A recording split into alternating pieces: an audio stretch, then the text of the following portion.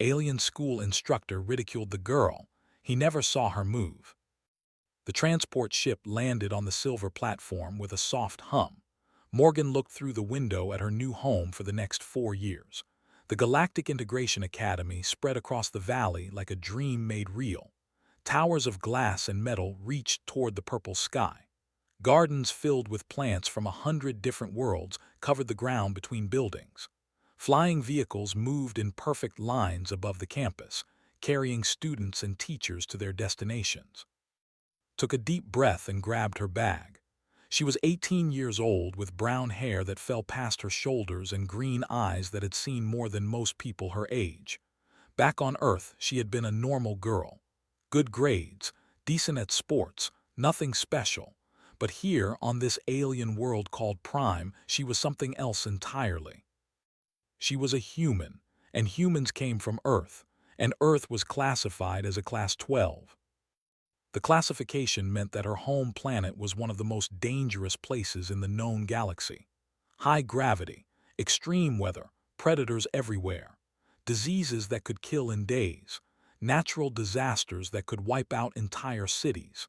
To the other species of the galaxy, Earth was a nightmare. And the creatures that evolved there, the ones that survived all of that horror, were nightmares too. Walked down the ramp and stepped onto alien soil for the first time. The air smelled different here, cleaner. The gravity was lighter too, maybe 70% of what she was used to. She felt like she could jump over buildings if she tried. A small creature approached her. It looked like a blue penguin with 6 legs and large golden eyes. Its translation device hung around its neck like a necklace. "Welcome to the Galactic Integration Academy," the creature said. Its voice was high and musical. "I am Pip. I will be your guide today. You are the human, yes?" "Yes," said Morgan. Pip's golden eyes went wide. "I have never met a human before. You are smaller than I expected." Smiled. She had heard this many times during her journey here. "We come in different sizes." Fascinating. Pip began walking toward the nearest building, its 6 legs moving in a complicated pattern. "I must warn you, many students here are afraid of humans. They have heard stories." "What kind of stories?" "That your species conquered your entire planet. That you killed all the other apex predators. That you eat the flesh of other creatures. That your planet has a liquid that falls from the sky and can kill some species on contact." Rain said, "We call it rain, and yes, we do eat meat, but I promise I won't eat anyone here." Pip made a sound that might have been a laugh. "I believe you, but others may take time to trust. Please be patient with them." Nodded. She had expected this. The Terran government had prepared her for months before sending her here. She was the first human to attend the Galactic Integration Academy. Everything she did would shape how other species saw her people. It was a heavy responsibility for an 18-year-old girl. The main building was enormous. The ceiling rose so high that could barely see it. Students of dozens of different species walked through the halls, talking and laughing and studying. Some looked almost human. Others looked like nothing she had ever imagined. There were beings made of crystal, beings made of gas contained in special suits, beings with too many limbs, beings with no limbs at all. And all of them stopped to stare at as she passed. She kept her head high and her steps even. She had been told not to move too quickly, not to make sudden gestures, not to show her teeth when she smiled. All of these things could trigger fear responses in other species. Humans had evolved as pursuit predators, and every part of their body language reflected that heritage. "Your room is in the 3rd dormitory," Pip explained, leading her through a maze of corridors. "You will have a private space." The Academy was not sure if other species would be comfortable sharing quarters with a human. "That's probably wise," admitted. Her room was small but comfortable. A bed that adjusted to her body shape, a desk with a computer terminal, a window that looked out over the gardens. It was nicer than her room back home, actually. "Classes begin tomorrow," Pip said. "Your schedule has been uploaded to your terminal. Do you have any questions? Had many questions, but she knew she would figure out the answers herself. I think I'm okay for now. Thank you, Pip. The small creature nodded its round head. Good luck, Morgan. I hope your time here is pleasant. After Pip left, sat on her bed and looked out the window. She was alone on an alien world, surrounded by species that feared her. But she had a job to do. She was here to prove that humans could be trusted, that they could be friends instead of monsters. She would not fail. The first week was difficult. Attended classes on galactic history, interstellar politics, basic xenobiology, and universal mathematics. The subjects themselves were not hard. Human education systems were actually quite advanced compared to many galactic species. What was hard was the way other students treated her. They would not sit near her in lecture halls. They would not partner with her for group projects.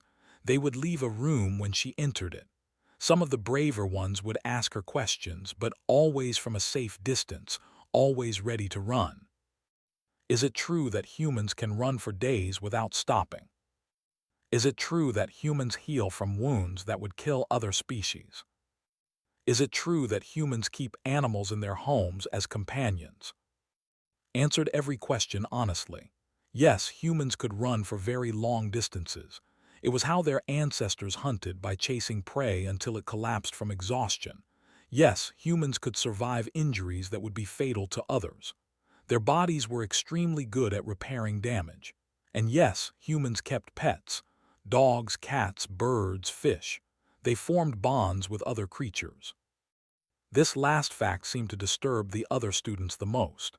The idea that humans would form emotional connections with animals, creatures that existed below them on the food chain, was strange and frightening to many species. It suggested that humans saw all life as having value, even life they could easily destroy. Was not sure if that made her species seem better or worse.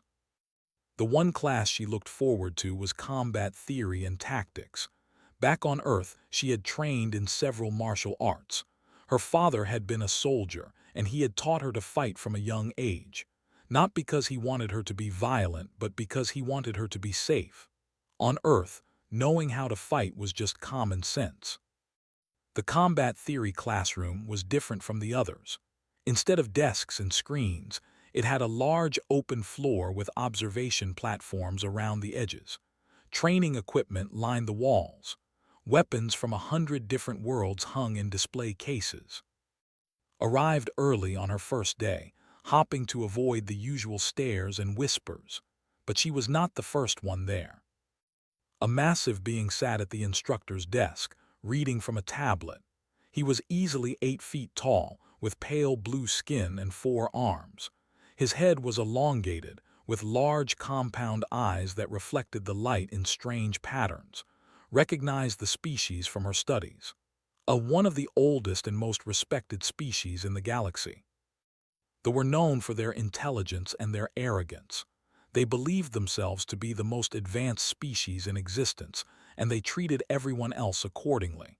There was a paradise, with no natural predators and perfect weather. They had never faced struggle or hardship. Evolution had given them everything they needed without a fight. Walked to the front row of the observation platform and sat down. They looked up, and his compound eyes focused on her. "You are the human," he said. His voice was deep and cold.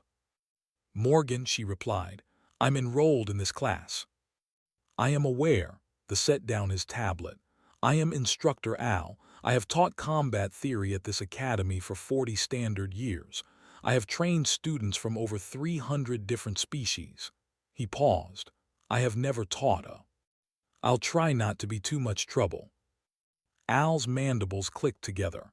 Had read that this was a sign of displeasure among the.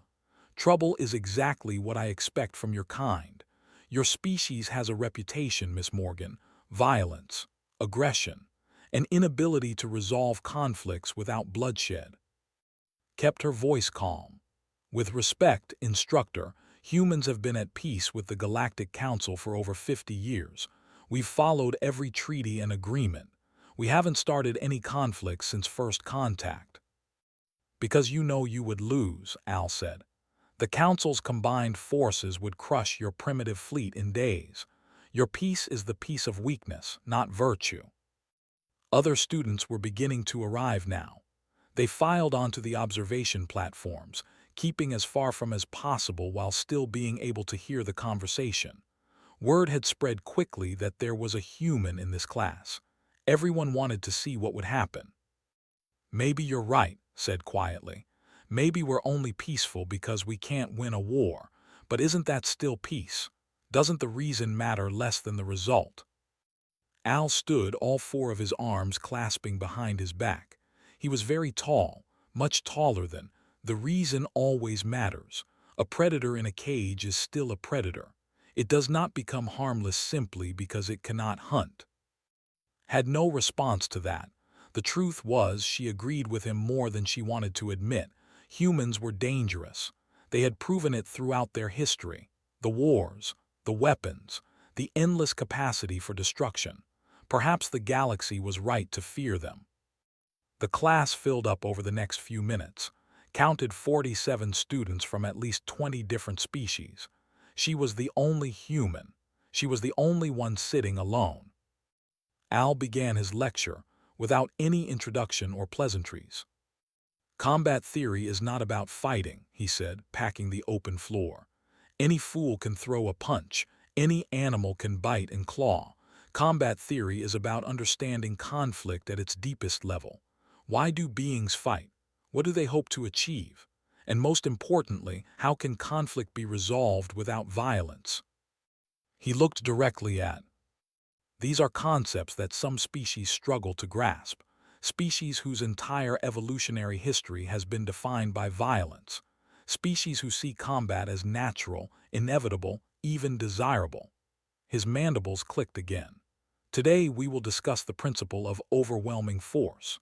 The idea that superior numbers, superior technology, and superior positioning will always determine the outcome of an engagement. Al touched a control panel, and a holographic display appeared in the center of the floor. It showed a battlefield, with two opposing armies represented by colored dots. The Red Force has 10,000 soldiers, he explained. The Blue Force has 1,000. Both forces have equivalent training and equipment. In a direct engagement, which force will win? A student in the back raised his hand. They were humanoid, with skin and powerful builds. They were known as warriors throughout the galaxy. The Red Force, the student said, 10-to-1 odds are insurmountable. Correct, Al said. This is the most basic principle of combat. Numbers matter. An individual soldier, no matter how skilled, cannot defeat 10 opponents who are equally skilled. This is mathematics, not courage. Raised her hand. Al's compound eyes narrowed. Yes, Miss Morgan. What about terrain? She asked. What about supply lines, morale, intelligence, weather? There are hundreds of factors that can influence the outcome of a battle. Numbers are important, but they're not everything. The other students turned to look at her. Several of them leaned away, as if she might attack at any moment. Al walked toward her, his four arms still clasped behind his back. Ah, that has opinions. He stopped a few feet from the observation platform, looking up at her. Tell me, Miss Morgan, what do you know about combat? Real combat, not the simulations you play with on your primitive world.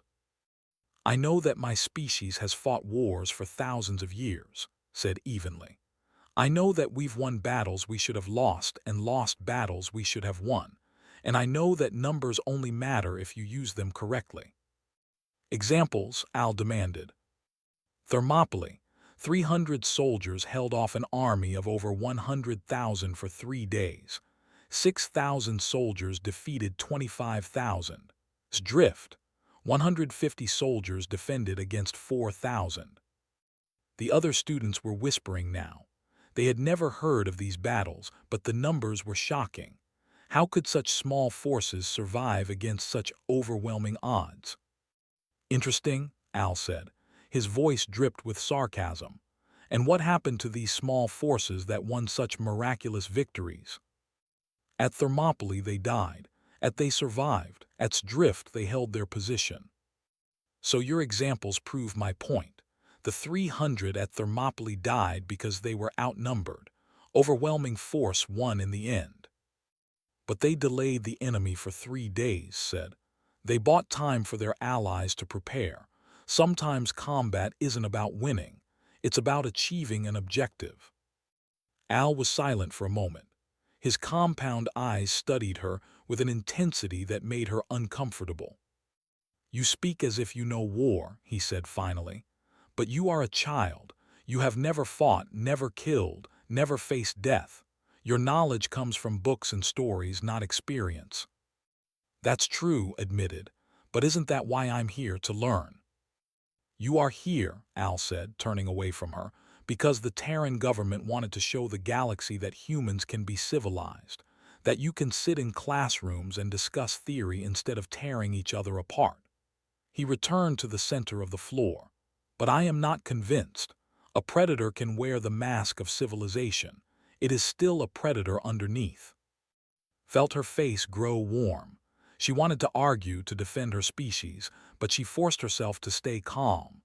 Getting angry would only prove his point. The rest of the lecture passed without incident. Al discussed the mathematics of combat, the importance of logistics, the role of technology in warfare. It was interesting material and took careful notes, but she could feel his eyes on her throughout, watching for any sign of the violence he expected. After class, she walked back to her dormitory alone. The other students gave her even more space than usual. Word had spread about her confrontation with Al. Some saw it as brave, most saw it as dangerous. She had just reached her building when someone called her name. Morgan. She turned. I was hurrying toward her, moving as fast as her crystalline legs could carry her. Were beautiful by almost any standard, with bodies made of living crystal that caught and refracted light. This one was young, probably around age, with a blue-green tint to her form. "Hello," said, surprised. No one had voluntarily approached her since she arrived. They stopped a few feet away, breathing hard. "I wanted to talk to you about what you said in class. About the battles." "Yes, I have never heard of such things. Forces so small defeating forces so large." This crystalline face shifted, forming an expression of curiosity. "How is this possible?" Hesitated. She was not sure if this was a trick, some kind of test, but they seemed genuinely interested. "It depends on the situation," said. "Sometimes it's terrain. Fighting in a narrow pass means the enemy can't use their numbers effectively. Sometimes it's technology. Better weapons can make up for fewer soldiers. Sometimes it's psychology. If your enemy expects an easy victory and you give them a hard fight instead, their morale breaks." They absorbed this information, her crystal body humming faintly. "On my world, we have no wars. We have not fought among ourselves for 10,000 years. The concept is strange to me." "You're lucky," said honestly. "Perhaps, but I think there is something valuable in what you describe. The idea that a smaller force can triumph through cleverness and determination. It is inspiring." Smiled, careful to keep her lips closed over her teeth. "Thank you, I am," the extended a crystalline hand. "I would like to be your friend if you are willing." Stared at the offered hand. In 2 weeks at the academy, no one had offered her friendship. No one had even offered her basic courtesy. And now this strange, beautiful creature wanted to be her friend. She took his hand gently, aware of how easily she could crush the delicate crystal fingers. "I would like that very much." They talked for hours.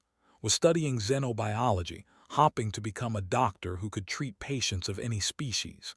She had grown up on a peaceful world where violence was unknown.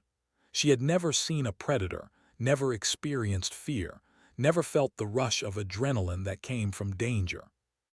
Told her about Earth, about the forests full of wolves and bears, about the oceans full of sharks, about the storms that could level cities and the earthquakes that could swallow them whole, about the endless struggle to survive that had defined human evolution. Listened with horrified fascination. How does anyone survive such a place? We adapt, said. We learn, we become strong enough to face whatever threatens us. That's what humans do. We don't give up. We don't accept defeat. We keep fighting until we win or die. That sounds exhausting. It is, but it's also, searched for the right word, meaningful. When you earn your survival, when you fight for every breath, life becomes precious. You don't take anything for granted. Was quiet for a moment. I think I understand. My life has been easy, safe. But sometimes I feel like something is missing, like I have never truly been tested. Be careful what you wish for, said. Being tested isn't as romantic as it sounds. People get hurt. People die. The strong survive, but the strong are often damaged in ways that never heal. They parted as friends, promised to sit within their shared classes, despite the whispers it would cause, promised to teach about human history with all its violence and horror and occasional triumph. It was a small step, but it gave hope. Maybe she could change things. Maybe she could show the galaxy that humans were more than predators and killers. Maybe she could build bridges instead of walls. The next few weeks tested that hope severely. Instructor Al seemed determined to humiliate her at every opportunity. He called on her constantly during lectures, asking questions designed to make her look foolish. He criticized her answers even when they were correct. He made comments about and primitives that left no doubt who he was talking about. Endured it all without complaint. She answered his questions calmly and accurately. She ignored his insults. She refused to give him the reaction he wanted. But she could feel her patience wearing thin. The breaking point came 6 weeks into the semester. Al had announced a practical demonstration for that day's class. Instead of discussing theory, they would observe combat techniques from various species. Students would be invited to participate if they wished. Arrived to find the training chamber set up for a show. Combat drones lined the walls, humanoid machines designed to simulate opponents from across the galaxy. The observation platforms were packed. Word had spread that something interesting was going to happen. Al stood in the center of the arena, all 4 arms spread wide. Today we will see combat in action, he announced. Several students have volunteered to demonstrate the fighting techniques of their species. We will observe, analyze, and learn. He called forward a first. The skinned warrior was impressive, moving with the fluid grace of someone who had trained for years. He faced 3 drones set to medium difficulty and destroyed them in 30 seconds, using a combination of strength and skill that left the audience cheering. A went next, using her crystalline body to create blinding flashes of light that disoriented the drones before she shattered them with precise strikes. Was not the one fighting, but she watched with pride as her species was represented. An aquatic demonstrated how his species fought underwater, using the training chamber's adjustable gravity to simulate his home environment.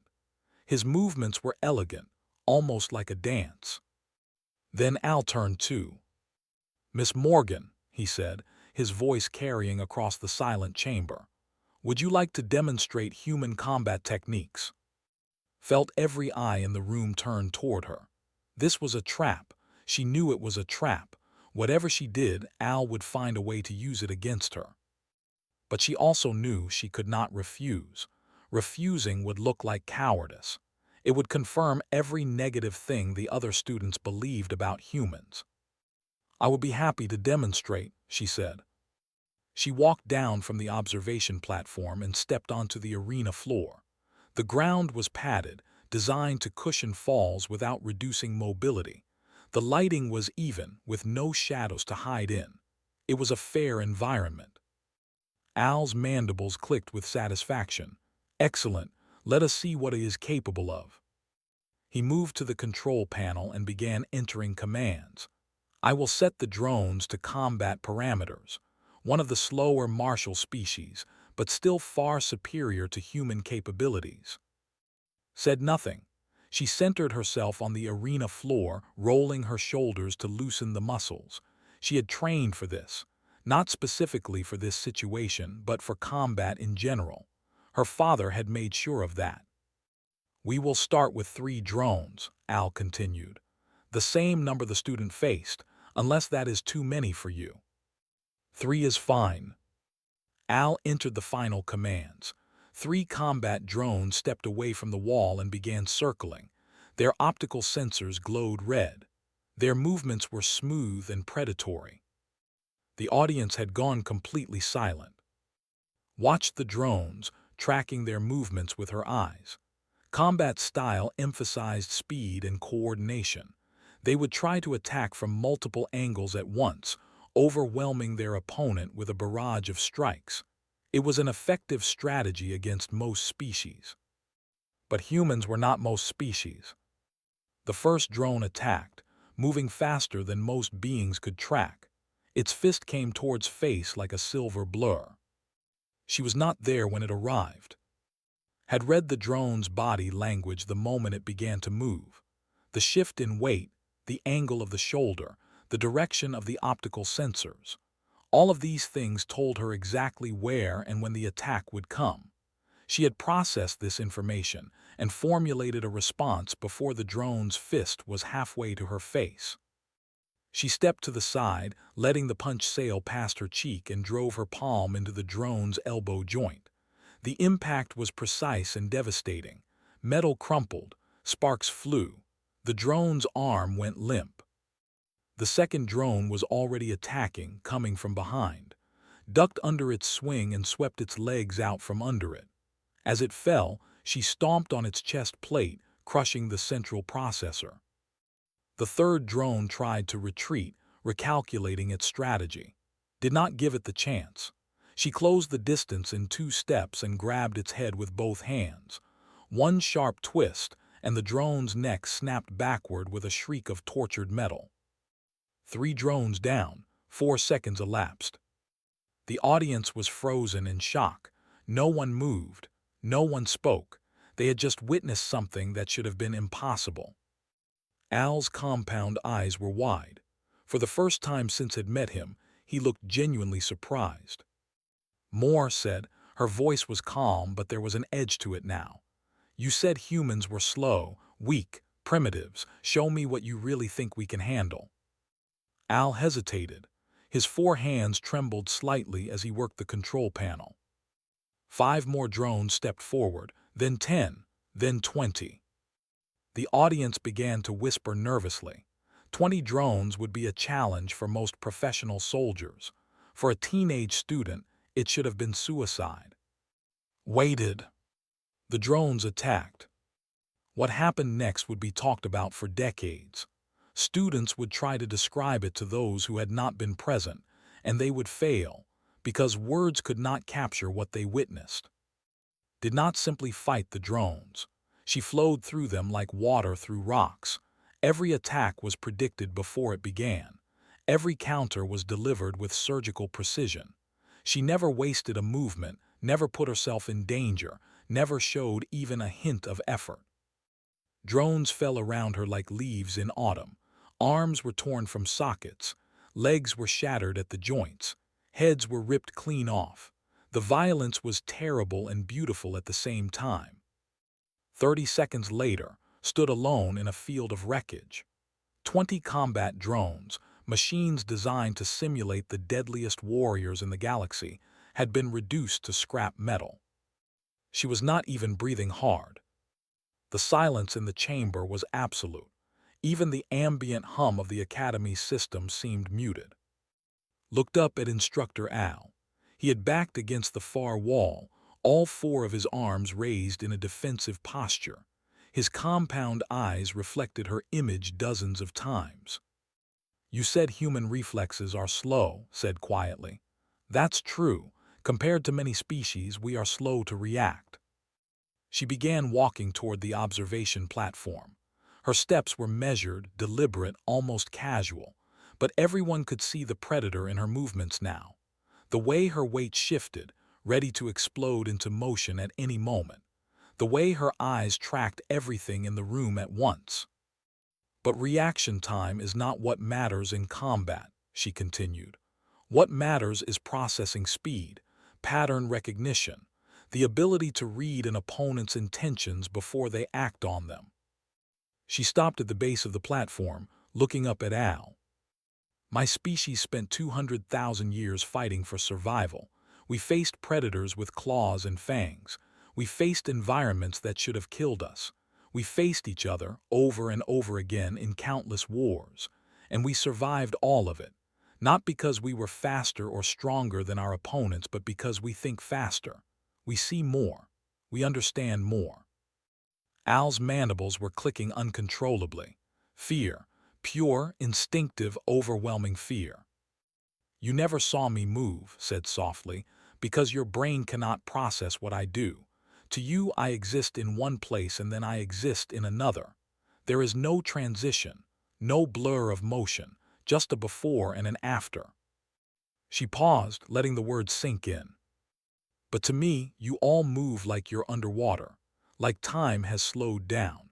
I have to consciously hold myself back just to interact with other species without frightening them.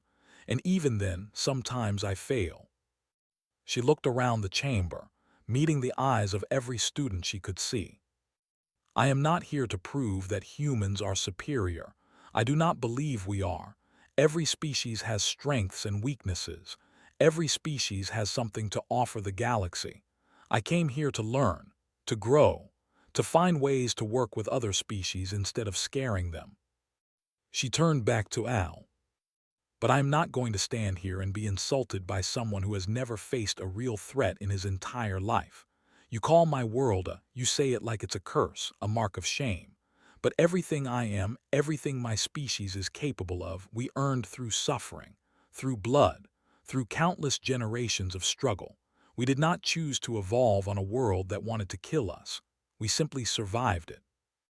Climbed the steps to the observation platform and retrieved her bag from where she had left it.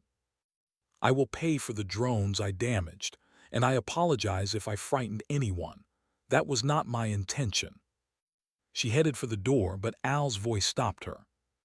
Miss Morgan. She turned. There was still standing against the wall, but some of the fear had left his face.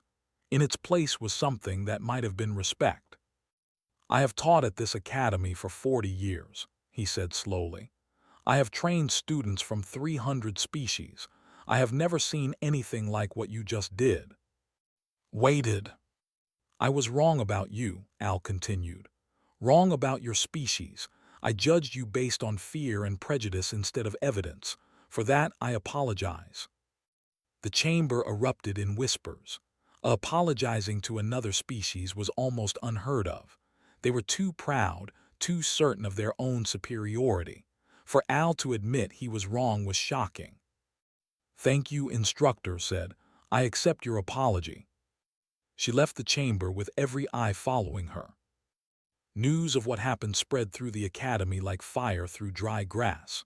By the next morning, everyone knew about the human girl who had destroyed 20 combat drones in 30 seconds, about the way she had moved, faster than sight, deadlier than anything they had ever witnessed, about how she had made Instructor Al, one of the most respected teachers in the academy, apologize to her in front of an entire class. Some students were more afraid of her than ever. They avoided her in the hallways, refused to meet her eyes, left rooms when she entered. To them, she had proven everything they feared about. She was a monster in human form. But others were curious. Found in the library that evening, surrounded by holographic texts on galactic history. Everyone is talking about you, the said sitting across from her. I know I can hear them. Many are frightened, but many are also impressed. Leaned forward, her crystalline face glowing with excitement. I watched the recording of your demonstration. I have watched it 11 times. I still cannot follow what you did. That's kind of the point, said tiredly. Humans evolved to be impossible to follow, unpredictable. It's how we survived against bigger, stronger predators. It is beautiful, said. Strange and terrifying, but beautiful. Looked up from her text, surprised. You're not scared of me. I was scared before today, admitted. A little. Everyone told me I should be, but watching you in the arena, I understood something important. What's that? You were holding back. The entire time you were holding back. You could have done much more, could have been much more violent, but you were careful, controlled. You only did what was necessary to win, nothing more. Nodded slowly. My father taught me that. He said power without restraint isn't strength. It's just destruction. Anyone can destroy things. True strength is choosing when and how to use your power. Your father sounds wise. He was. He died 3 years ago. His crystalline form dimmed slightly, an expression of sympathy. I am sorry. Thank you. He would have liked you. He always said the best things in life come from unexpected places. They sat in comfortable silence for a while, surrounded by the soft glow of holographic texts. Outside the library windows, the purple sky of Prime was darkening toward night. May I ask you something? Said eventually. Of course. When you fight, what does it feel like? For my species, violence is almost unknown. I cannot imagine what it must be like to harm another being. Considered the question carefully. It was personal, deeply personal, but had earned an honest answer. It depends on the situation, she said finally. Fighting for sport in training feels like a puzzle. You're trying to outthink your opponent, predict their moves, find their weaknesses. It's almost like a game. And fighting for real, fighting to survive. That's different. There's no time to think. Your body moves on its own using patterns you've trained for years. Afterward, you feel empty, tired, sometimes sick if you had to hurt someone badly. Do you enjoy it? No, my father taught me to fight, but he also taught me to hate fighting. Violence should always be a last resort. If you enjoy hurting people, something is wrong inside you. Absorb this, her body humming faintly. I think I understand. For you, combat is not a pleasure. It is a burden, a necessity. Exactly. Most humans feel that way. We're capable of terrible violence, but we don't want to use it. We'd rather talk, trade, cooperate. War is always a failure. It means we couldn't find a better solution. That is not what Instructor Al believes about your species. I know, a lot of people believe what he believes. That's why I'm here, to show them the truth. Over the following weeks, things began to change at the academy. Kept attending classes, kept answering questions, kept demonstrating that humans could be students and colleagues instead of threats. She made more friends, mostly species who were curious rather than frightened. She helped struggling students with their coursework, using her perspective to explain concepts in new ways. Instructor Al treated her differently now. He still challenged her in class, still asked difficult questions, but the hostility was gone. He seemed genuinely interested in her answers, in her perspective, in the insights she brought from her upbringing. One day after class, he asked her to stay behind. Miss Morgan, he said once the other students had left, I have a request. Yes, instructor. Several students have approached me about learning human combat techniques. They wish to understand how your species fights. Was surprised. I thought everyone was afraid of human fighting. Fear and fascination often walk hand in hand.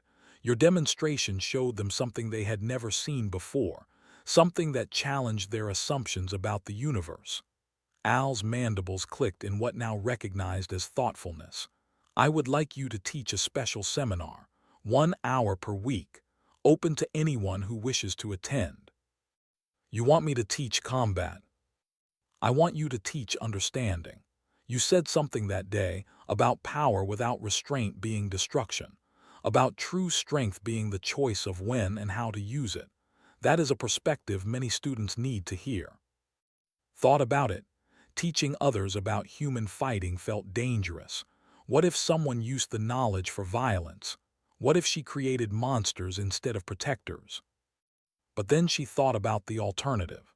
If she refused, the fear and misunderstanding would continue. Other species would keep seeing humans as threats to be avoided, not allies to be embraced. "I'll do it," she said, "but I have conditions." "Name them." "First, I won't teach techniques. No one learns how to throw a punch or execute a strike. This is about philosophy, not physical skills." "Agreed."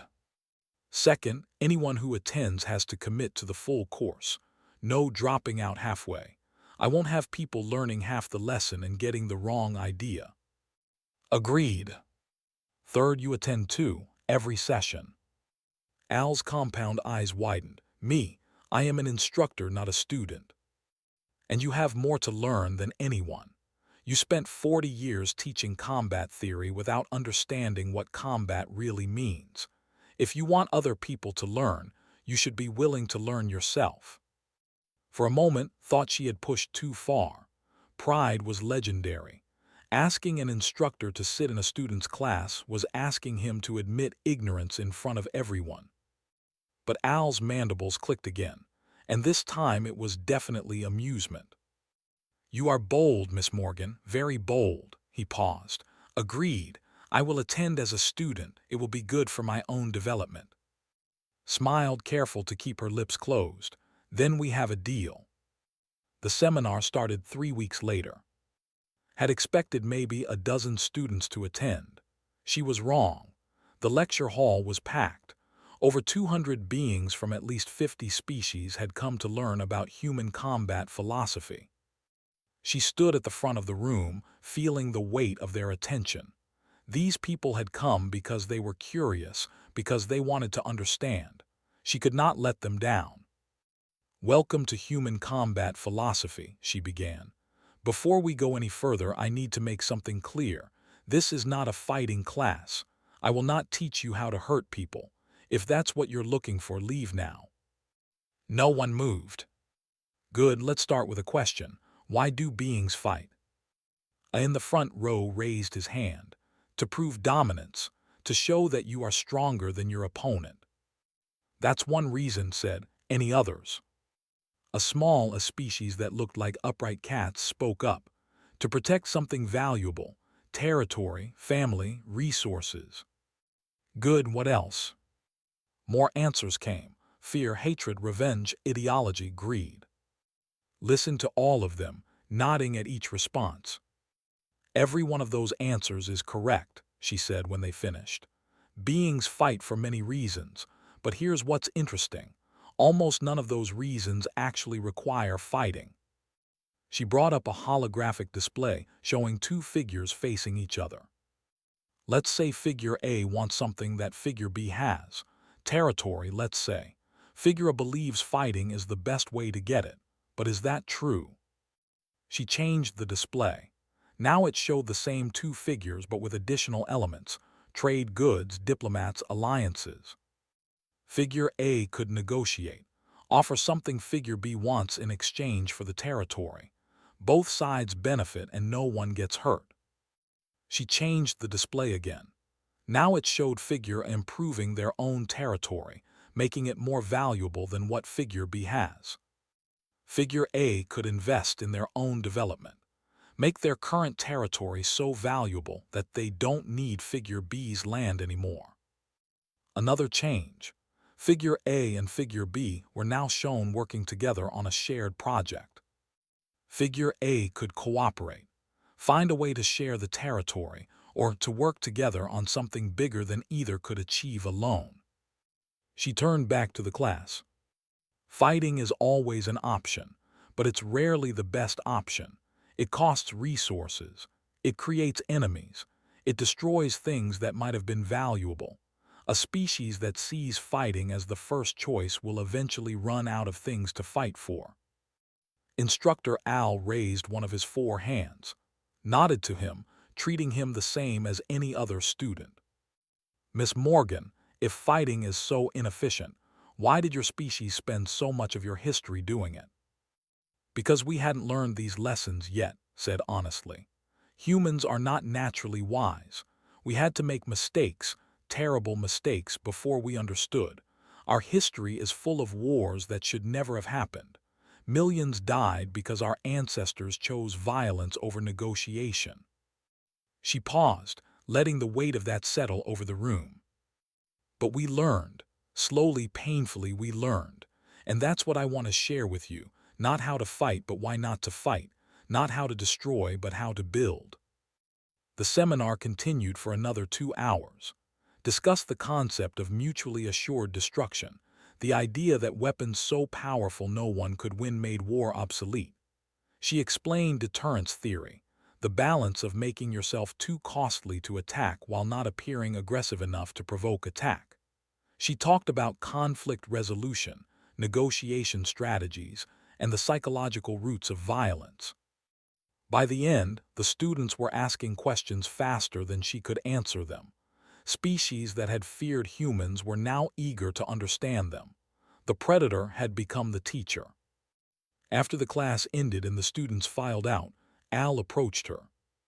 "That was remarkable," he said. "I have taught combat theory for 40 years, and I never approached it from that angle." "That's because you never had to," said. "The evolved without predators. You never experienced the constant threat of violence that humans did, so you never had to develop philosophies for avoiding it. And humans did. We had to. If we hadn't learned to control our violent impulses, we would have destroyed ourselves long ago.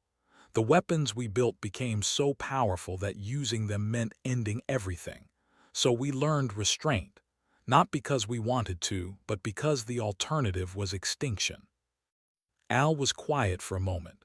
"I owe you more than an apology, Miss Morgan. I owe you gratitude. You have taught me something about my own blindness." "We're all blind to something," said. "The important thing is being willing to see." The seminar became a regular feature of academy life. Every week, stood in front of hundreds of students and shared the hard-won wisdom of her species. She talked about the consequences of violence, the alternatives to fighting, the psychological costs of war. She brought in examples from human history, both the failures and the triumphs. And slowly, the fear began to fade. Students who had avoided now sought her out for advice. Species that had considered humans to be monsters began to see them as complicated, flawed, but ultimately well-meaning. The narrative was changing. One evening, 3 months after the demonstration that had changed everything, received a message on her terminal. It was from the Terran ambassador to the Galactic Council. "Miss Morgan," the message read, "your work at the Academy has not gone unnoticed. The Council has observed significant changes in attitude toward humanity among the Academy's students and faculty. Several species have requested increased diplomatic contact with Earth based on what they have learned from you. You were sent to the Academy as an experiment. We hope that if other species could see humans as students instead of soldiers, some of the fear might diminish. You have exceeded every expectation. The Council is considering a proposal to establish human exchange programs at institutions across the galaxy. If approved, you will be remembered as the one who opened that door. On behalf of the Terran government and all of humanity, thank you. Ambassador." Read the message twice, then set down her terminal and looked out the window. The gardens of the Academy spread before her, filled with students of 100 different species, living and learning together. Somewhere out there was studying for her xenobiology exam. Somewhere, Al was preparing his next lecture. And somewhere, far away, a small blue planet called Earth was spinning through the void, full of people who had no idea that their future was being shaped by a teenage girl who had once just wanted to fit in. Smiled, showing her teeth for once. There was no one here to frighten. "We're not monsters," she said softly to no one and everyone. "We never were, we're just survivors, and maybe, if we're lucky, we can help others survive too." She picked up her terminal and began typing a reply to the ambassador. "Thank you for your kind words. I'm just doing what my father taught me. Power without restraint is destruction. True strength is the choice of when and how to use it. I'll keep teaching as long as people are willing to learn. Morgan. She sent the message and returned to her studies. Tomorrow there would be more classes, more questions, more chances to build bridges instead of walls. The work was never finished. But for the first time since arriving at the academy, felt like she was exactly where she was supposed to be. The girl had found her purpose among the stars.